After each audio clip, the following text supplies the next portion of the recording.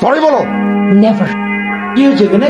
আপনার বেয়াদব মেয়েটাকে একটু শিক্ষা দিচ্ছি। কাউকে সম্মান করলে সম্মান কমে না, সম্মান বাড়ে। যে মানুষটাকে ধাক্কা দিলে উনি এই অফিসের সবচেয়ে সিনিয়র মেম্বার, হয়তো ওনার ডেজিগনেশন সবার নিচে, কিন্তু আমরা প্রত্যেকেই তাকে ভালোবাসি, সম্মান করি। এই মোতালেব চাচাকে তোমার বাবাও সম্মান করেন। অফিস থেকে আমার ঘাড় ধাক্কা দিয়ে বের করে দিতে আমি নিজেই অফিস ছেড়ে চলে যাচ্ছি।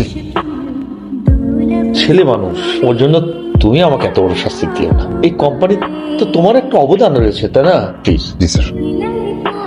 তোমার পরিবর্তন দেখে ভালো লাগছে। সবকিছু আপনার জন্য পসিবল হয়েছে। শুনে ভালো লাগলো আমার জন্য কারো জীবনে পরিবর্তন আসছে। এটা আদিলের বাসা না আন্টি? হ্যাঁ, কিন্তু তুমি কে? আমি অর্পা।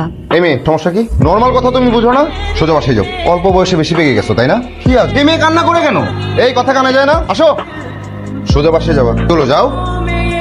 তুমি যা করছো স্রেফ পাগলামি, পাগলামি ছাড়া কিছুই না। বাসায় যাও। আমি ততক্ষণ পর্যন্ত বাসায় যাবো না যতক্ষণ পর্যন্ত তুমি হ্যাঁ না বলবে।